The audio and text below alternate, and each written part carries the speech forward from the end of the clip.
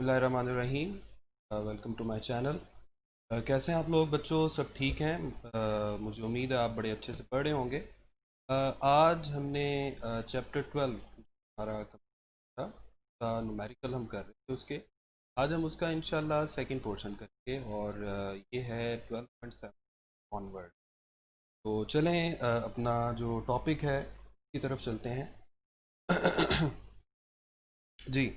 ये सामने स्क्रीन पर आप देख रहे हैं, आपको नुमेरिकल्स नज़र आ रहे हैं। नुमेरिकल नंबर 7 से ऑनवर्ड मैं एक दफ़ा आपको स्क्रॉल करके दिखा देता हूँ। 7, 8, ठीक हो गया। इसके बाद है 9। थोड़ा टाइम ले रहा है लोड होने में, इसलिए मैं वेट कर रहा हूँ। जी, इसके बाद है ऑनवर्ड 10।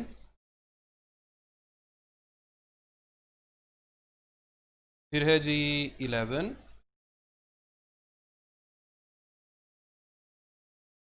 12 और 13। ये हमारा लास्ट नंबर। तो चलें हम करते हैं डेरिवेशन, इंशाल्लाह करते हैं। आप ध्यान से रहिएगा, अपने पास पेन पेंसिल रखिएगा ताकि कोई भी कंफ्यूजन अगर हो तो आप उसको राइट डाउन कर लें। ओके जी, ये हम आ गए। आपको स्क्रीन पे मैं भी नज़र आ रहा हूँ और मेरे बैकग्राउंड में आपको ये सारे इमेजेस भी नज़र आ रहे हैं। मैं एक दफ़ा चेक कर लेता हूँ कि आपको नज़र आ रहे हैं। ऑलराइट जी, ये देखें। सबसे पहले हमारे लर्निंग आउटकम्स क्या हैं? लर्निंग आउटकम्स हमेशा की तरह जी, लर्निंग ये कौन सा वायरस आ गया मेरे पास, तो हम बाद में देखेंगे।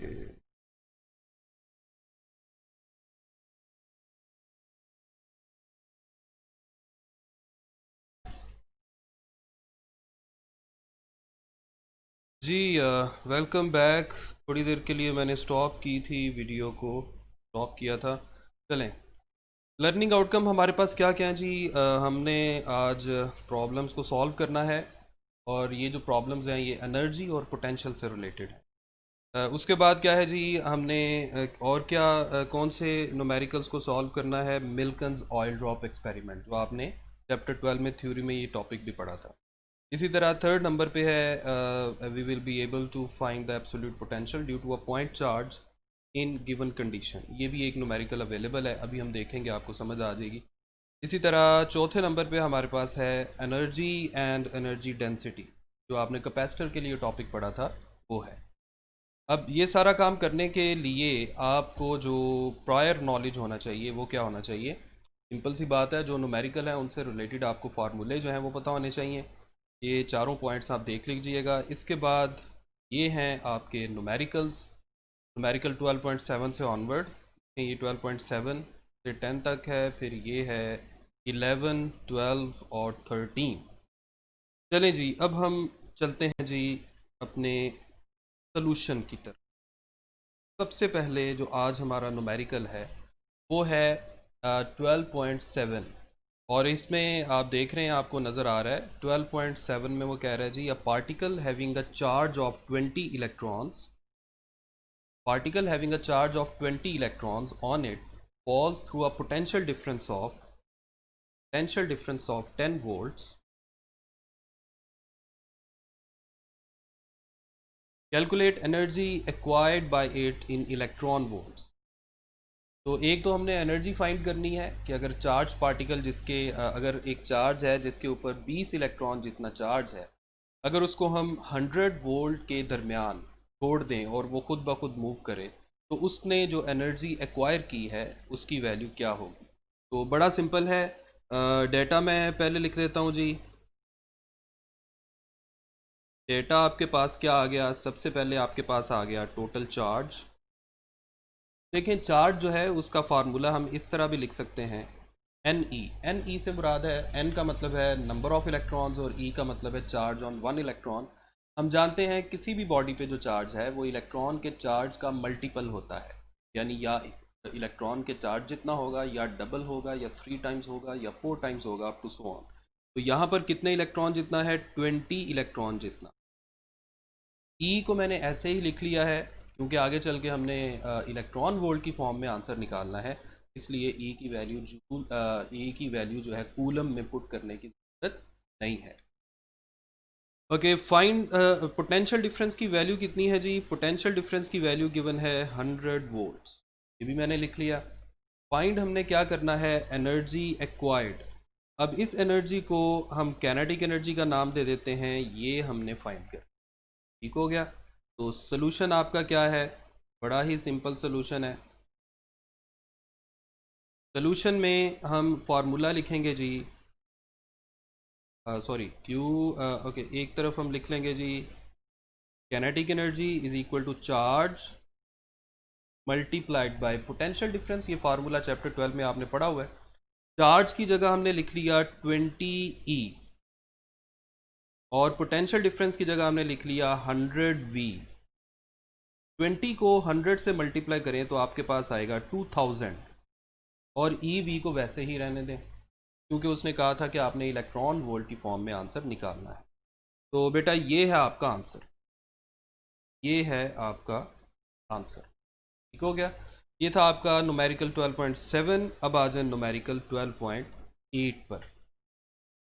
12.8 न्यूमेरिकल जो है ये मिल्कन्स एक्सपेरिमेंट से रिलेटेड है। इसमें वो कह रहा है जी, इन मिल्कन्स एक्सपेरिमेंट, स्क्रीन पे आप देख रहे हैं, oil droplets are introduced, oil droplets are introduced into the space between two flat horizontal plates 500 millimeter apart। तो सबसे पहले मैं डेटा लिखता जाता हूँ जैसे जैसे मैं इसको रीड करता हूँ। देखें, प्लेट्स के दरमियान जो डिस्टेंस है वो है 500 मिलीमीटर, इसको मैं डी से जाहिर कर देता हूँ, 500 मिलीमीटर। तो सबसे पहले मिली को ख़त्म कर दें। हम जानते हैं कि अगर 1000 से डिवाइड कर दें तो मिली ख़त्म हो जाता है, यानी मिलीमीटर कन्वर्ट हो जाएगा मीटर में। आपके पास ये आ जाएगा, ये कैंसिल हो गया और आपके पास बन गया 0.5 मीटर। तो ये आपने डिस्टेंस को मीटर में कन्वर्ट करके लिख दी। इसके बाद है जी, the plate voltage is adjusted to exactly 780 volt. तो जो पोटेंशियल डिफरेंस हमने अप्लाई किया हुआ है दोनों प्लेट्स के दरमियान वो कितना है, 780 वोल्ट, ये भी हमने लिख लिया। इसके बाद वो कह रहा है जी, so that the droplet is held stationary, यानी वो स्टेशनरी ड्रॉपलेट वाली कंडीशन जो हमने पढ़ी थी अपने टॉपिक में वो पूरी हो रही है। The plate voltage is switched off and the selected droplet is observed to fall a measured distance of 1.5 millimeter in 11.2 second. तो यहाँ हम देखेंगे ड्रॉपलेट ने जो डिस्टेंस कवर किया है वो कितना है जी, 1.5 मिलीमीटर। तो इसको भी आप मीटर में कन्वर्ट कर लें, 1.5 डिवाइडेड बाय 1000, ये आपके पास बन जाएगा 1.5 मल्टीप्लाइड बाय 10⁻³ मीटर। और इस डिस्टेंस को कवर करने में टाइम कितना लगा था, टाइम लगा था 11.2 सेकेंड, ठीक हो गया। ये भी हमने डाटा लिख लिया। इसके बाद है जी, given that the density of oil used is 900 kilogram पर क्यूबिक मीटर। ऑयल की डेंसिटी जो है इसको रो से जाहिर किया जाता है, ये भी हमने लिख ली 900 किलोग्राम पर cubic metre. And the viscosity of air at laboratory temperature is, viscosity of air, viscosity को ईटा से जाहिर किया जाता है, इसकी वैल्यू जो है वो मेंशन की गई है कितनी जी, इसकी वैल्यू कितनी है, 1.8 मल्टीप्लाइड बाय 10⁻⁻⁵। और न्यूटन हम जानते हैं विस्कोसिटी का होता है, सॉरी विस्कोसिटी का यूनिट हम जानते हैं क्या होता है, न्यूटन पर मीटर स्क्वायर इंटू सेकेंड। तो ये था जी डेटा। अब वो कह रहा है फाइंड क्या करना है जी, यहां मैं लिख देता हूं फाइंड क्या करना है। हमने 3 चीजें फाइंड करनी है, एक mass of droplet, part B इस न्यूमेरिकल का क्या है कि आपने चार्ज फाइंड करना है, चार्ज ऑन द ड्रॉपलेट। ठीक हो गया। ये दो चीज़ें हमने फाइंड करनी है इस न्यूमेरिकल में, दो इसके पार्ट्स हैं। तो ये है हमारा डेटा। अब हम आते हैं सोल्यूशन की तरफ। हो गया।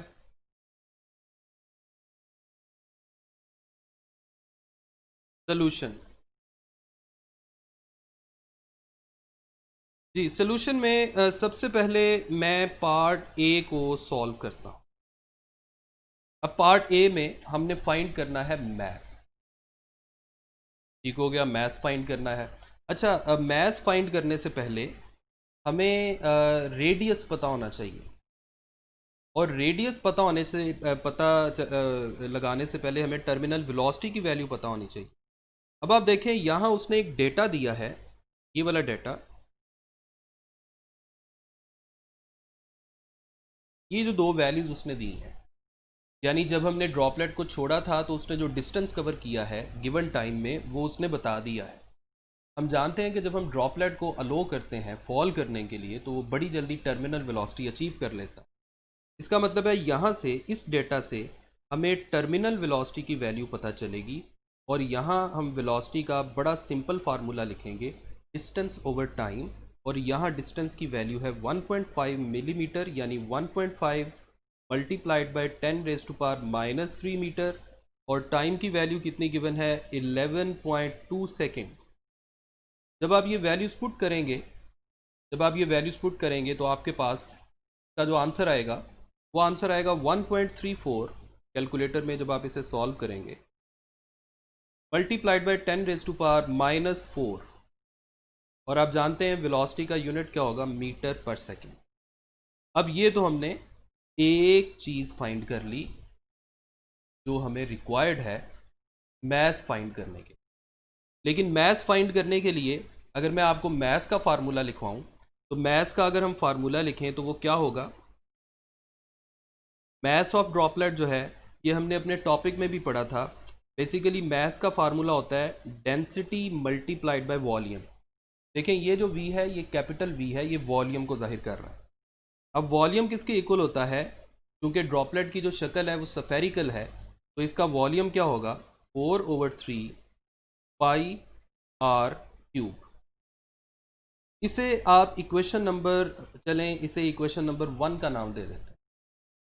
अब देखें हमें ये मैथ्स की वैल्यू निकालने के लिए रो की वैल्यू गिवन है, डाटा में गिवन है, वो हम पुट कर लेंगे बड़े आराम से। पाई की वैल्यू हम जानते हैं क्या होती है, रेडियस की वैल्यू हमें नहीं पता।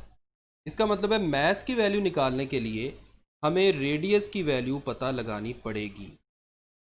और हम जानते हैं कि रेडियस का एक फार्मूला हमने बनाया था अपने टॉपिक में, तो आप रेडियस का फार्मूला डायरेक्ट यहाँ पर इम्प्लीमेंट कर सकते हैं। जो हमने ये लिखा था जी, radius is equal to square root 9 eta terminal velocity divided by 2 rho जी। ये था रेडियस का फॉर्मूला। अगर आपको फर्स्ट ईयर चैप्टर 6 याद हो तो आपको याद होगा हमने टर्मिनल वेलोसिटी का वहाँ पर एक फार्मूला डेंसिटी की फॉर्म में बनाया था, और वो था 2 ρg R square divided by 9 eta. वहाँ से ही ये रेडियस का फार्मूला असल में हमने बनाया है। ठीक हो गया, तो ये रेडियस आ गया। अब रेडियस में ये जो रेडियस का फार्मूला है इसमें वैल्यूज़ को पुट कर दें, पुटिंग द वैल्यूज़। इसमें सारी वैल्यूज़ को पुट कर दिया। कैसे, 9 ईटा की वैल्यू हमें कितनी गिवन है, ईटा की वैल्यू जी हमें गिवन है, ये आपके पास डेटा था। ईटा की वैल्यू हमारे पास है 1.8 मल्टीप्लाइड बाई 10⁻⁻5। टर्मिनल वेलोसिटी की अभी अभी हम वैल्यू निकाल के आए हैं, ये ऊपर लिखी हुई है 1.34 मल्टीप्लाइड बाई 10⁻⁴। इसके अलावा नीचे 2 वैसे का वैसा। रो की वैल्यू हमें गिवन है, रो की वैल्यू ये गिवन है 900, ये मैंने ऐसे ही 900 लिख दिया। और जी की वैल्यू हम जानते हैं क्या होती है, 9.8 और इस सारे का स्क्वायर रूट। जब आप ये सारी वैल्यूज़ जो है स्क्वायर रूट के अंदर सॉल्व करेंगे और फाइनल आंसर निकालेंगे तो आपके पास आएगा 1.11 मल्टीप्लाइड बाय 10⁻⁻⁻6 मीटर। ठीक है जी, ये आपके पास रेडियस आ गया। अब आपने क्या करना है, अब आपने रेडियस की वैल्यू को अब आपने रेडियस की वैल्यू को पुट कर देना है किसमें, इक्वेशन नंबर 1 में। Put in equation number 1। अच्छा, इक्वेशन नंबर 1 हमारे पास क्या थी, mass is equal to rho multiplied by 4/3 pi R cube. अब यहां पर रो की वैल्यू हम क्या पुट करेंगे, जो पहले से गिवन है, ये आपके पास रो की वैल्यू मौजूद है 900। आपने रो की जगह लिख दिया 900, 4 वैसे का वैसा, पाई की जगह हम लिख देते हैं 3.1416 मल्टीप्लाइड बाय रेडियस की अभी अभी आप वैल्यू निकाल चुके हैं 1.11 मल्टीप्लाइड बाय 10⁻⁻⁻6। तो ये आपके पास रेडियस की वैल्यू आ गई।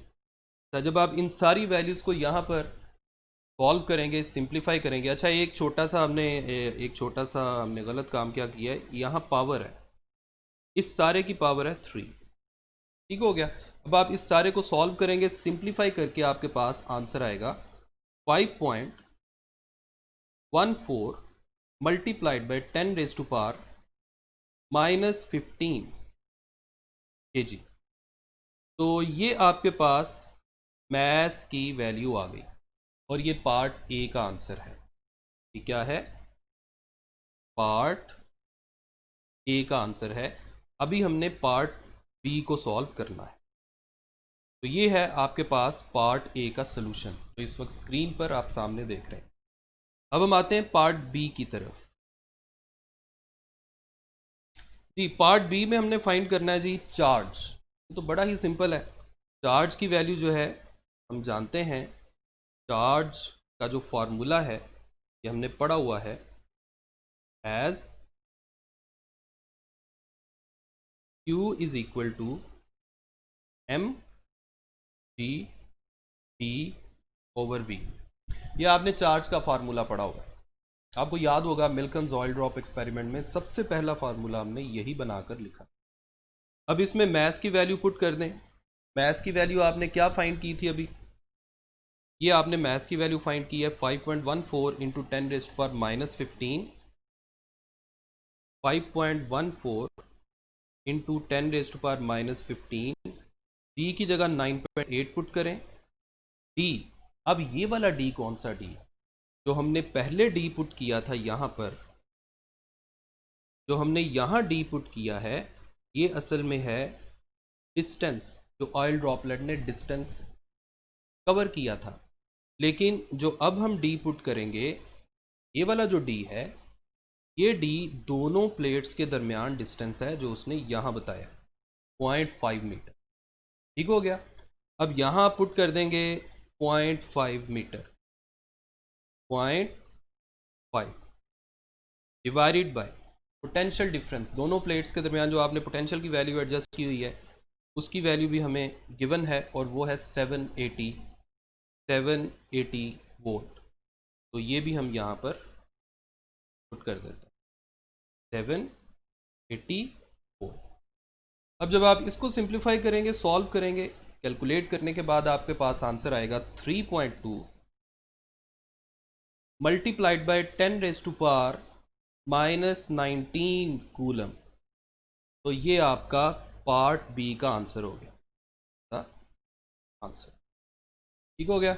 इसको मैं एक दफ़ा आपको एक नज़र मैं ये सारा सोल्यूशन दिखा देता हूँ। ये आपके पास सारा सोल्यूशन,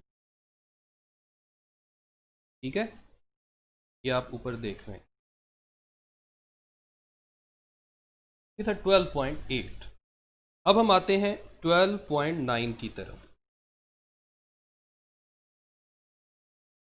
जी 12.9, इसमें कह रहा है जी, इसमें वो कह रहा है proton placed in a uniform electric field of 5000। सबसे पहला काम हमारा क्या है, हमने क्या लिखना है, डेटा।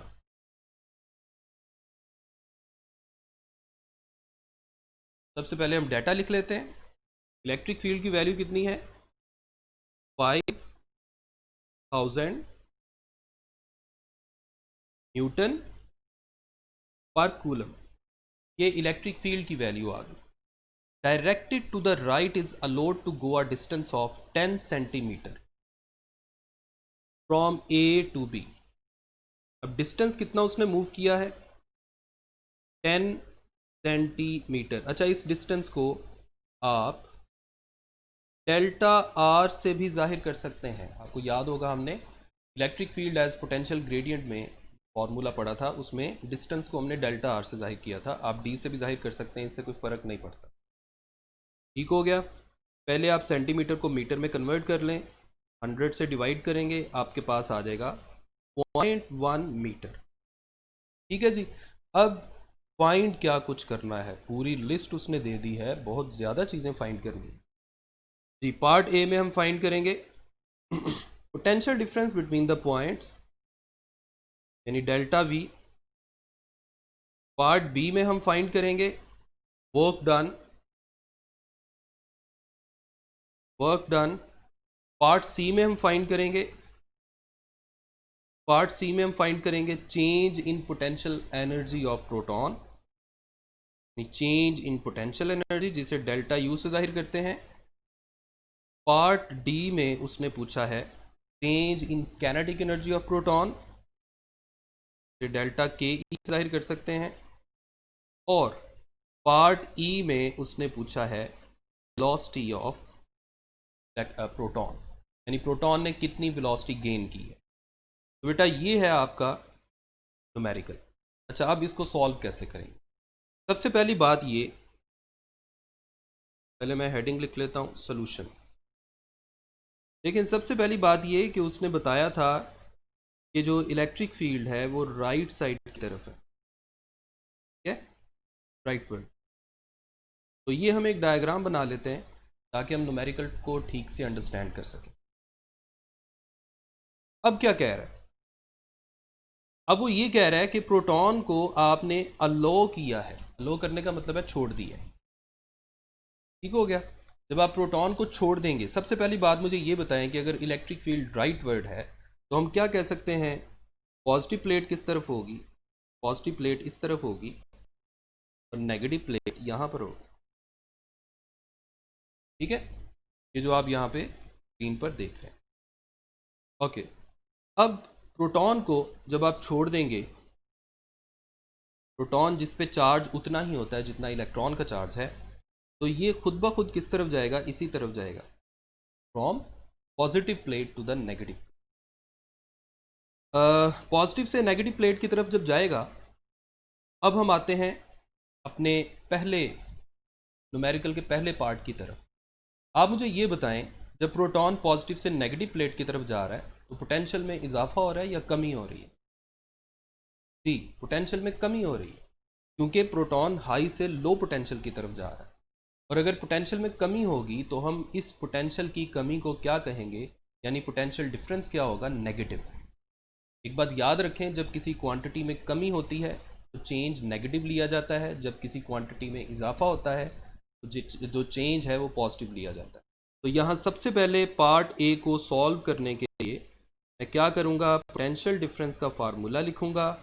और ये फार्मूला मैंने कहाँ से बनाया है, ये फार्मूला आपको याद होगा, एक रिलेशन आपने पढ़ा था, E is equal to minus delta V over delta R, यानी पोटेंशियल ग्रेडियंट वाला।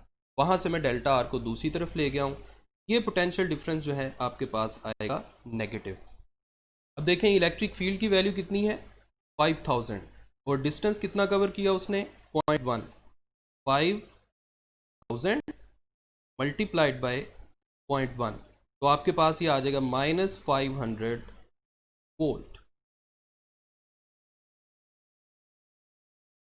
पोटेंशियल डिफरेंस का ऐसा यूनिट क्या होता है, वोल्ट। तो ये आप पार्ट ए आपने सॉल्व कर दिया। अब हम आते हैं पार्ट बी की तरफ। जी, पार्ट बी में उसने क्या पूछा है, पार्ट बी में उसने पूछा है जी वर्क डन। अच्छा, वर्क की जो वैल्यू है वो पॉजिटिव होगी या नेगेटिव होगी, ये अब आपने बताना है। आप मुझे ये बताएं, जब प्रोटॉन जा रहा था जिस तरफ उस पे, अच्छा इस पे फोर्स किस तरफ लग रही है प्रोटॉन पे, यानी प्रोटॉन कौन सी फोर्स की वजह से मूव कर रहा है। इलेक्ट्रिक फील्ड जो है प्रोटॉन पे इसी डायरेक्शन में फोर्स लगा रही है, यानी फोर्स की भी यही डायरेक्शन है, और प्रोटॉन का जो डिस्प्लेसमेंट है जिसे आप डी से जाहिर कर सकते हैं वो भी उसी डायरेक्शन में है, यानी हाई से लो पोटेंशियल की तरफ, यानी पॉजिटिव से नेगेटिव प्लेट। तो अगर मैं वर्क का ये वाला बेसिक फार्मूला लिखूं, एफ डॉट डी या F D cause of theta, तो यहाँ थीटा की जगह आप पुट करेंगे 0, तो आपके पास आएगा एफ इंटू डी। वर्क बन जाएगा एफ इंटू डी, क्योंकि कॉस 0 1 होता है। तो ये मैं पार्ट बी को यहाँ पर इस तरह से करूँगा, वर्क इज इक्वल टू, अब फोर्स का फार्मूला आप जानते हैं, charge multiplied by electric field और साथ डिस्टेंस आ गया। अब चार्ज ऑफ प्रोटॉन क्या होता है, उतना ही जितना इलेक्ट्रॉन पे होता है, उसकी जगह मैंने ई लिख दिया। ई मैं इसलिए लिख रहा हूँ क्योंकि जो आंसर है उसको हमने इलेक्ट्रॉन वोल्ट में लिखना है, तो इसलिए ई को ऐसे ही रहने दें। अगर आंसर को जूल में लिखना होता तो फिर हम ई की जगह वैल्यू पुट करते 1.6 इंटू 10⁻⁻19 कूलम। ठीक है, इलेक्ट्रिक फील्ड की जगह आ जाएगा 5000 और डिस्टेंस की जगह आ जाएगा 0.1। अब इलेक्ट्रिक फील्ड जो है उसका यूनिट होता है न्यूटन पर कूलम, और डिस्टेंस का यूनिट क्या है, मीटर। ये दोनों यूनिट्स जो हैं ये मिलकर जो यूनिट देते हैं वो होता है वोल्ट। आपको याद है हमने ये प्रूव भी किया था कि इलेक्ट्रिक फील्ड का एक यूनिट होता है वोल्ट पर मीटर। तो बजाय इसके कि मैं यहाँ न्यूटन पर कूलम लिखूँ, यहाँ पर आप यहाँ पर वोल्ट पर मीटर भी लिख सकते हैं। तो ये मीटर इस मीटर से कैंसिल हो जाएगा, यहाँ पर यूनिट आ गया वोल्ट, और ये वोल्ट इस इलेक्ट्रॉन ई के साथ जब मल्टीप्लाई होगा तो आपके पास आंसर आ जाएगा इलेक्ट्रॉन वोल्ट में। 5000 और 0.1 को मल्टीप्लाई करेंगे तो 500 बच जाएगा और 7 यूनिट आएगा इलेक्ट्रॉन वोल्ट। तो ये आपने वर्क की वैल्यू फाइंड कर ली। ये था आपका पार्ट बी। अब हम बात करेंगे पार्ट सी की। पार्ट सी में हमने फाइंड करना है चेंज इन पोटेंशियल एनर्जी। अब आ जाए चेंज इन पोटेंशियल एनर्जी जी। चेंज इन पोटेंशियल एनर्जी की अगर हम बात करें, जो हमारा पार्ट सी है, सबसे पहले आप मुझे ये बताएं कि मैंने आपको लेक्चर के दौरान जो मैं पोटेंशियल डिफरेंस वाला मैंने लेक्चर दिया था, उसमें मैंने आपको बताया था कि अगर प्रोटॉन खुद ब खुद मूव करेगा तो उसकी पोटेंशियल एनर्जी में कमी आएगी, और अगर पोटेंशियल एनर्जी में कमी आ रही है तो फिर कैनेटिक एनर्जी में इजाफा होगा। तो अगर मैं चेंज इन पोटेंशियल एनर्जी की वैल्यू लिखना चाहूँ, चेंज इन पोटेंशियल एनर्जी की वैल्यू लिखना चाहूँ, तो इसका आंसर आप नेगेटिव में लिखेंगे। साथ आप रीज़न बता देंगे कि एज, रीज़न आप क्या लिखेंगे, एज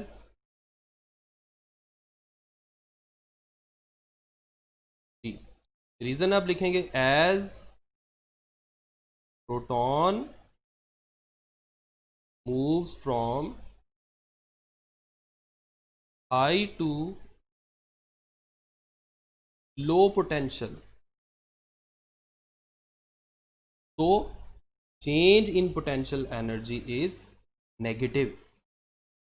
तो इसका आंसर नेगेटिव में लिखेंगे। आपने एक फार्मूला पढ़ा था, change in potential energy is equal to charge multiplied by potential difference minus charge की वैल्यू क्या है, ई, पोटेंशियल डिफरेंस की वैल्यू अभी हम थोड़ी देर पहले निकाल चुके हैं, -500 आ गया। पोटेंशियल डिफरेंस की वैल्यू यहाँ मैं -500 पुट अगर कर दूंगा तो आप मुझे बताएं क्या होगा। फिर वो माइनस इस माइनस को पॉजिटिव कर देगा, लेकिन हम जानते हैं कि चेंज इन पोटेंशियल एनर्जी क्या होगा, नेगेटिव। तो इसलिए आपने इसका फाइनल आंसर नेगेटिव लिखना है। वो आप जैसे मर्जी लिख लें, चाहे आप यहाँ पोटेंशियल डिफरेंस की जगह नेगेटिव साइन पुट कर दें, और इस पीछे जो हमने नेगेटिव साइन लिखा था उसको आप ख़त्म कर दें तो ऑटोमेटिकली इसका जो आंसर है वो नेगेटिव ही आएगा, यानी -500 इलेक्ट्रॉन वोल्ट। तो ये आपके पास चेंज इन पोटेंशियल एनर्जी आ गया, पार्ट सी। अब हम फाइंड करेंगे पार्ट डी का आंसर, और पार्ट डी में हमने क्या फाइंड करना था? पार्ट डी में हमने फाइंड करना था कलर थोड़ा हो गया है, डी ग्रीन कलर में लिखते हैं। ओके, पार्ट डी में हमने फाइंड करना था चेंज इन काइनेटिक एनर्जी। अब आप इसमें भी यही रीज़न लिखेंगे कि as proton is moving from high potential to low potential, तो change in kinetic energy would be positive. ठीक है, तो चेंज इन काइनेटिक एनर्जी किसके इक्वल होगी? आप उसके लिए भी यही फार्मूला लिखेंगे, Q into delta V. Q की जगह ई पुट कर दें, डेल्टा वी की जगह आप पुट करेंगे 500 वोल्ट। यहाँ अगर आप माइनस का साइन लिखेंगे तो पीछे भी माइनस का साइन लगाना पड़ेगा, क्योंकि हम जानते हैं कि काइनेटिक एनर्जी की जो तब्दीली है या चेंज इन काइनेटिक एनर्जी है उसका आंसर पॉजिटिव आना चाहिए। तो इसलिए आपको ये 2 दफ़ा नेगेटिव साइन लगाने पड़ेंगे, so that final answer must be positive. तो ये आपके पास 500 इलेक्ट्रॉन वोल्ट आ गया। तो change in kinetic energy is 500 electron volt. Okay, ये आपके पास आ गया चौथा पार्ट। अब हम पांचवा पार्ट करेंगे, और पांचवें पार्ट में उसने आपसे पूछा था वेलोसिटी। ठीक है, तो पांचवें पार्ट में वेलोसिटी फाइंड करने के लिए हम क्या करेंगे जी, यानी पार्ट ई, इसमें हमें रिक्वायर्ड है वेलोसिटी। इसके लिए हम जानते हैं कि काइनेटिक एनर्जी जो है उसका फॉर्मूला होता है हाफ mv²। अब वेलोसिटी फाइंड करनी है तो आप इस फार्मूला को थोड़ा सा रीअरेंज कर लें। वेलोसिटी का फार्मूला हो जाएगा 2 into kinetic energy divided by m, और सारे का स्क्वायर रूट। सारे का स्क्वायर रूट कैसे आया है? 2 यहाँ पे आके मल्टीप्लाई हो गया, मैथ्स को आपने नीचे डिवाइड कर दिया और दोनों तरफ स्क्वायर रूट ले लिया। वेलोसिटी का जो स्क्वायर था वो कैंसिल हो गया और आपके पास सिर्फ और सिर्फ ये बच गया। अब आप इसमें वैल्यूज़ पुट कर देंगे। वैल्यूज़ पुट करेंगे तो क्या होगा? 2 मल्टीप्लाइड बाय काइनेटिक एनर्जी की वैल्यू कितनी आई थी? 500 इलेक्ट्रॉन वोल्ट। लेकिन आपको याद होगा इलेक्ट्रॉन वोल्ट एसआई यूनिट नहीं है। जब भी हमने वैल्यूज़ को पुट करना है कैलकुलेट करने के लिए, तो ये याद रखें एसआई यूनिट में पुट करें, ताकि फाइनल जो आंसर है वो भी एसआई यूनिट में ही आए। तो ये आ गया 500। जब आप इलेक्ट्रॉन वोल्ट को एसआई यूनिट यानी जूल्स में कन्वर्ट करते हैं तो 1.6 मल्टीप्लाइड बाई 10⁻⁻19 से मल्टीप्लाई करते हैं, तो ये divided by mass of proton क्या होता है? मैस ऑफ प्रोटॉन होता है 1.67 मल्टीप्लाइड बाय 1.67 मल्टीप्लाइड बाय 10⁻⁻27। इस सारे का आप ले लेंगे स्क्वायर रूट। जब आप ये सारी वैल्यूज़ को सॉल्व करेंगे, कैलकुलेट करेंगे, तो आपके पास आंसर आ जाएगा वेलोसिटी का 3.09 मल्टीप्लाइड बाय 10⁵ मीटर पर सेकेंड। ये आपके सामने आपका आखिरी पार्ट भी सॉल्व हो गया। ये था आपका न्यूमेरिकल नंबर, कौन सा? न्यूमेरिकल नंबर 9 जी, ये आपके सामने है न्यूमेरिकल नंबर 9। मैं एक दफ़ा स्क्रीन पे इसको चला देता हूँ ताकि आपको मुश्किल ना लगे। तो ये हमने पहले लिखा डेटा, के बाद सोल्यूशन, सोल्यूशन के बाद हम step wise part A B C D और ये पार्ट ई, ये हमने इस तरह सॉल्व कर दिया। ठीक है, तो चलें अब हम चलेंगे पार्ट न्यूमेरिकल नंबर 10 की तरफ। जी, न्यूमेरिकल नंबर 10 जो है इसमें वो क्या कह रहा है जी, सबसे पहले हम इसकी स्टेटमेंट देखते हैं। इसमें वो कह रहा है जी, using zero reference point at infinity determine the amount by which अच्छा देखें, zero reference point at infinity, ये जो सेंटेंस है इसका क्या मतलब है? वो असल में आपको ये बताना चाह रहा है कि आपने पोटेंशियल की वैल्यू फाइंड करने के लिए जो रेफरेंस पॉइंट है वो आपने इन्फिनिटी पे, और अगर आप रेफरेंस पॉइंट इन्फिनिटी पे कंसीडर करते हैं तो आप जानते हैं कि ये हम कब करते हैं, जब हम एब्सोल्यूट पोटेंशियल की बात कर रहे हो। तो इन शॉर्ट हमने एब्सोल्यूट पोटेंशियल की वैल्यू कैलकुलेट करनी है। Which point charge of charge की वैल्यू उसने बता दी है। फिर उसने चार्ज से कितने दूर हमने पोटेंशियल की वैल्यू कैलकुलेट करनी है वो भी बता दिया है। फर्ज करें ये चार्ज है, पॉजिटिव भी हो सकता है, नेगेटिव भी हो सकता है। इससे जितनी दूर पॉइंट पी हमने कंसिडर किया है उस डिस्टेंस को हम क्या लेंगे, आर, और हम पोटेंशियल का बेसिक फार्मूला यूज़ करेंगे, ए क्यू ओवर आर, जो हमने एब्सोल्यूट पोटेंशियल का फार्मूला बनाया था। तो दो पार्ट उसने पूछे हैं जी, एक दफ़ा हमने चार्ज को पॉजिटिव कंसिडर करना है, दूसरी दफ़ा चार्ज को नेगेटिव। अच्छा, मैं इसमें भी डाटा नहीं लिखता, डाटा आप खुद लिख लीजिएगा क्योंकि टाइम थोड़ा मुझे लगता है ज़्यादा हो रहा है। तो इसको हम ऐसे ही डायरेक्ट सॉल्व करते हैं। इसके सोल्यूशन में सबसे पहले पार्ट ए में चूँकि हमने पॉजिटिव चार्ज कंसिडर करना है तो इसकी जो पोटेंशियल की वैल्यू है वो भी पॉजिटिव आएगी। जब आप नेगेटिव चार्ज कंसीडर करेंगे तो आप क्यू के साथ नेगेटिव साइन लगा देंगे, फिर पोटेंशियल की वैल्यू भी नेगेटिव आएगी। के की जगह coulomb constant 9 multiplied by 10⁻⁹, Q की जगह आप पुट करेंगे जो उसने वैल्यू बताई है 4 मल्टीप्लाइड बाई 10⁻⁻8, और डिस्टेंस की जगह 1.2। जब आप इस सारे को सिंप्लीफाई करेंगे तो आपका आंसर आएगा 300 वोल्ट। तो ये आ गई पॉजिटिव चार्ज की वजह से अपीयर होने वाली एब्सोल्यूट पोटेंशियल की वैल्यू। इसके बाद हम पार्ट बी सॉल्व करेंगे। तो पार्ट बी का आंसर भी सेम ऐसा ही आएगा, बस पार्ट बी को सॉल्व करते हुए हमने क्या करना है, नेगेटिव चार्ज को कंसीडर करना है। जब आप नेगेटिव चार्ज को कंसीडर करेंगे तो ज़ाहिर बात है आप नेगेटिव साइन पुट करेंगे। जब आप नेगेटिव साइन पुट करेंगे तो फाइनल आंसर है वो नेगेटिव आएगा, -300 वोल्ट। तो एक +300 वोल्ट और दूसरा -300 वोल्ट, ये आपका आंसर आ गया। ठीक है जी, ये था आपका न्यूमेरिकल नंबर 10। अब हम बात करते हैं न्यूमेरिकल नंबर 11 की। बेटा न्यूमेरिकल नंबर 11 जो है ये बोहर्स एटॉमिक मॉडल से रिलेटेड है। ये अभी तो आपने नहीं पढ़ा लेकिन आपने मेरा ख्याल है केमिस्ट्री में पढ़ लिया होगा। हम इंशाल्लाह पार्ट 2 फिज़िक्स में चैप्टर 20 में जाके ये पढ़ेंगे, लेकिन अभी चूंकि न्यूमेरिकल आ गया तो इसको हम सॉल्व तो करेंगे इंशाल्लाह। देखें, in Bohr's atomic model of hydrogen atom, the electron is in orbit around the nuclear proton at a distance of 5.29 into 10⁻11। बेटा इसको आप क्या बोलेंगे, आर। मैं लिख लेता हूँ, चलें इसका डेटा हम लिख लेते हैं। आर कितना आया है, 5.29 multiplied by 10⁻11 with the speed of, उसने इलेक्ट्रॉन के रिवॉल्व करने की जो स्पीड है, ऑर्बिटल वेलोसिटी, वो भी बता दी है 2.18 मल्टीप्लाइड बाई 10⁻6 मीटर पर सेकेंड।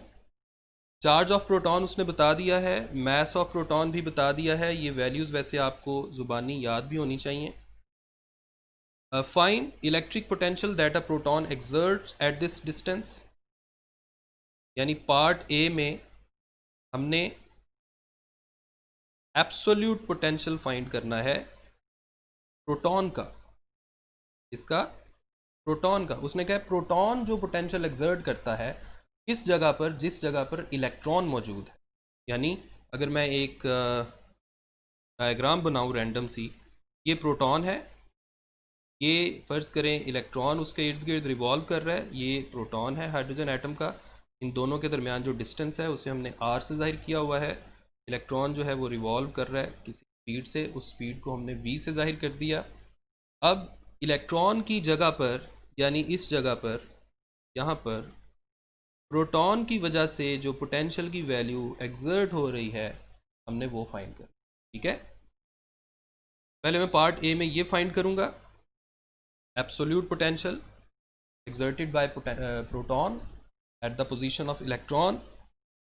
पार्ट बी में हमने क्या फाइंड करना है? पार्ट बी में हमने फाइंड करना है जी total energy of atom in electron volt. यानी पार्ट बी में हम फाइंड करेंगे टोटल एनर्जी। टोटल एनर्जी कैसे आएगी ये हम देख लेते हैं।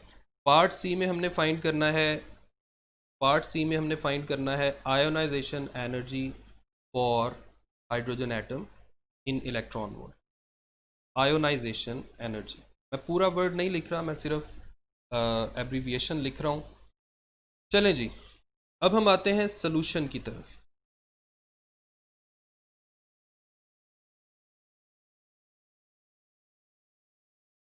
सॉल्यूशन, सबसे पहले मैं पार्ट ए के लिए सॉल्यूशन लिखता हूँ जी। पार्ट ए में उसने पूछा क्या था? उसने पूछा था प्रोटॉन की एब्सोल्यूट पोटेंशियल की वैल्यू फाइंड करें इस जगह पर जहां इलेक्ट्रॉन मौजूद है। तो प्रोटॉन की absolute potential energy, sorry absolute potential की वैल्यू जो है बेटा, ये आपने सिंपल फार्मूला चैप्टर 12 में पढ़ा था। सिंपल ये फार्मूला आप यूज़ करेंगे। के की वैल्यू हमें पता होती है 9 इंटू 10⁻⁹। चार्ज ऑन प्रोटॉन क्या होता है? 1.6 into 10⁻⁻19 coulomb divided by distance. कितना उसने बताया था? डिस्टेंस यानी आर की वैल्यू थी 5.29 इंटू 10⁻11। 5.29 इंटू 10⁻11। जब आप ये वैल्यूज़ पुट कर देंगे तो आपके पास जो आंसर आएगा पोटेंशियल का, प्रोटॉन की पोटेंशियल का, वो आएगा 27.2 वोल्ट। तो ये आपने सबसे पहला जो पार्ट है वो सॉल्व कर लिया। तो इसके बाद पार्ट बी की तरफ आते हैं। पार्ट बी में हमने फाइंड करना है, पार्ट बी में हमने फाइंड करना है टोटल एनर्जी। अब बेटा टोटल एनर्जी क्या होती है? टोटल एनर्जी होती है potential energy plus kinetic energy. अब ये हम बात करेंगे इलेक्ट्रॉन के रेफरेंस से, potential energy plus kinetic energy. अब देखें इलेक्ट्रॉन की जो पोटेंशियल एनर्जी है, अब चूंकि मैं इलेक्ट्रॉन की पोटेंशियल एनर्जी का फार्मूला लिखने लगा हूं तो मैं यहां लिखूंगा इलेक्ट्रॉन का चार्ज मल्टीप्लाइड बाय वो वाला पोटेंशियल जिस पोटेंशियल के अंदर इलेक्ट्रॉन मौजूद है। यानी इलेक्ट्रॉन जिस पोटेंशियल के इन्फ्लुएंस में है। अब इलेक्ट्रॉन किस पोटेंशियल के इन्फ्लुएंस में है? प्रोटॉन के पोटेंशियल के, जो पोटेंशियल अभी अभी आप फाइंड कर चुके हैं। इसका मतलब है हम जो पोटेंशियल फाइंड कर चुके हैं उसकी जगह उसकी वैल्यू यहाँ पुट करेंगे। और चार्ज, चार्ज यहाँ किसका आएगा? यहाँ इलेक्ट्रॉन का चार्ज आएगा। तो चूंकि इलेक्ट्रॉन का चार्ज नेगेटिव होता है तो यहाँ नेगेटिव की वैल्यू पुट करनी पड़ेगी। और काइनेटिक एनर्जी की जगह मैं हाफ mv² सिंपली पुट करूंगा। अब देखें E की वैल्यू क्या होती है? E की वैल्यू होती है जी 1.6 इंटू 10⁻⁻19 कूलम। पोटेंशियल की जगह 27.2 पुट कर दिया,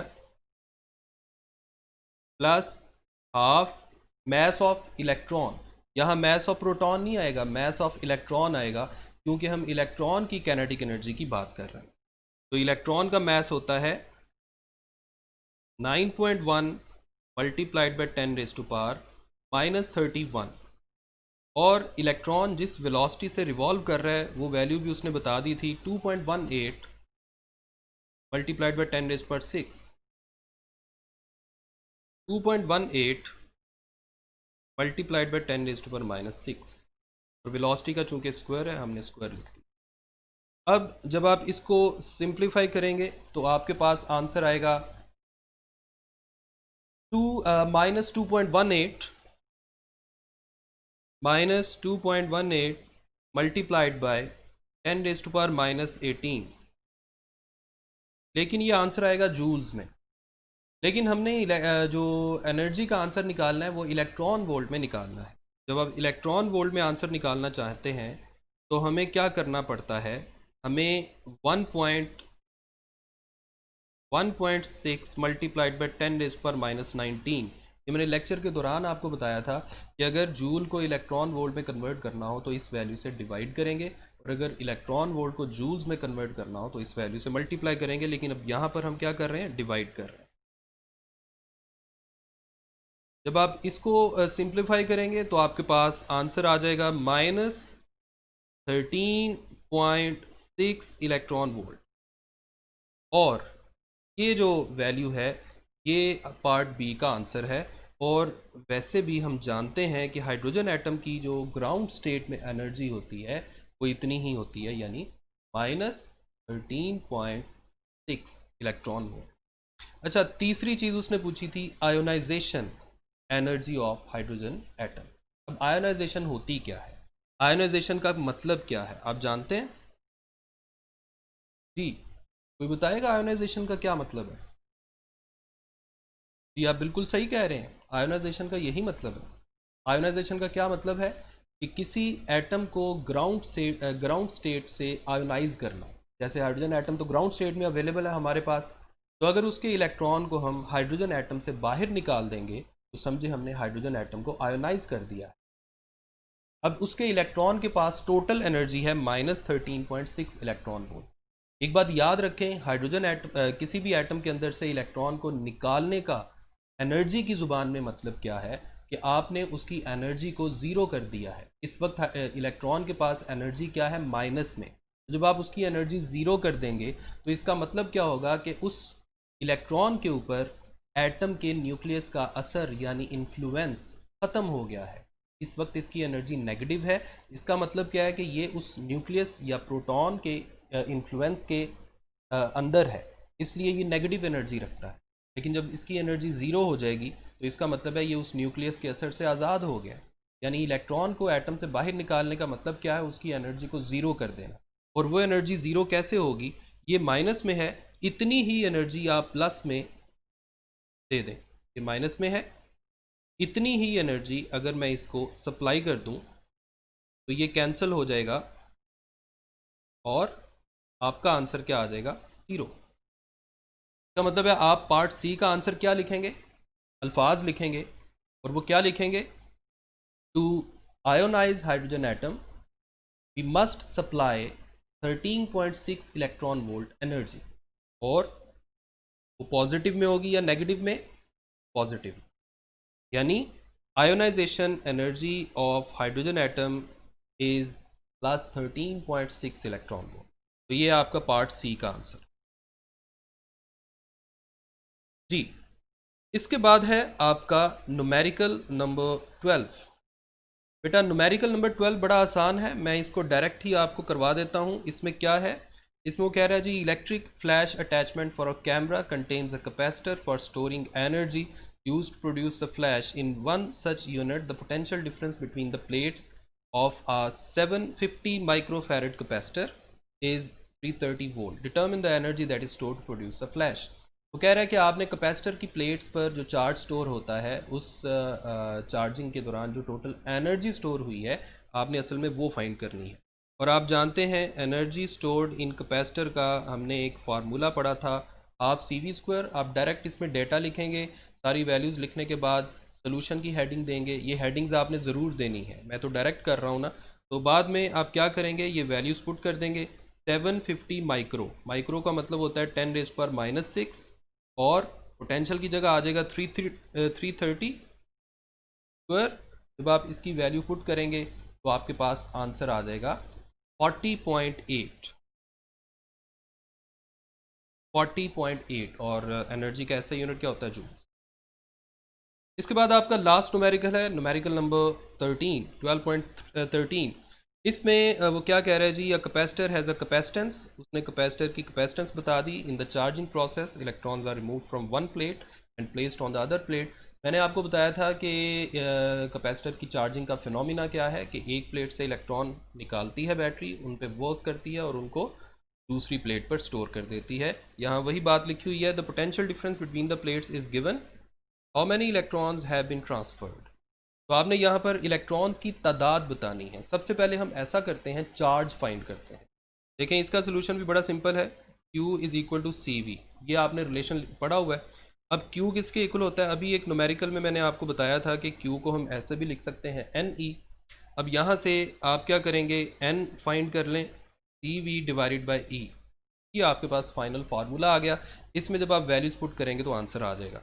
सी यानी कैपेसिटेंस कितनी है, कैपेसिटेंस है 2.5 मल्टीप्लाइड बाय 10⁻⁻8। पोटेंशियल की वैल्यू है 450 और चार्ज ऑफ इलेक्ट्रॉन होता है 1.6 मल्टीप्लाइड बाय 10⁻⁻19। जब आप ये वैल्यूज पुट करेंगे तो आपके पास फाइनल जो आंसर आएगा that would be 7.03 multiplied by 10⁻13 electrons. मैं यहाँ पर इलेक्ट्रॉन्स क्यों लिख रहा हूँ, क्योंकि हम इलेक्ट्रॉन्स की तादाद फाइंड कर रहे हैं, तो यहाँ हमें बताना चाहिए कि ये जो फिगर है ये क्या शो कर रही है। ठीक है जी। तो बेटा ये था आपका लास्ट न्यूमेरिकल, इसको भी एक नज़र आप देख लें। मैं सारे न्यूमेरिकल आपको एक नज़र दिखा देता हूँ। ये था न्यूमेरिकल नंबर 7, उसके बाद था न्यूमेरिकल नंबर 8, ये था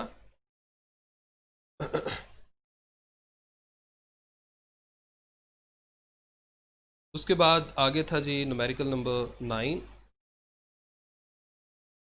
यह आपका न्यूमेरिकल नंबर 9।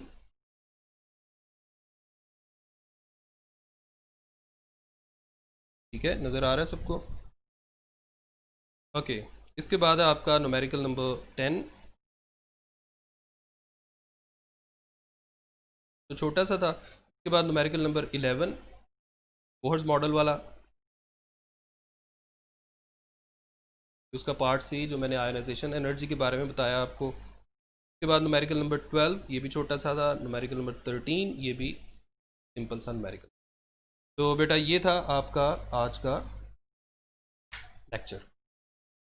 ओके, अब हम चलते हैं जी। अब हम आते हैं जी फाइनलाइजेशन की तरफ। अगर आपको कोई प्रॉब्लम होगी तो आप मुझे ज़रूर बताइएगा। मुझे लगता है मेरी वीडियो जो है ये स्टॉप हो चुकी थी, पता नहीं आपको सारी वो नज़र आई है या नहीं आई। मैं देखता हूँ क्या इशू है। ओके जी, अल्लाह हाफिज़। अगली वीडियो तक अपना ख्याल रखें।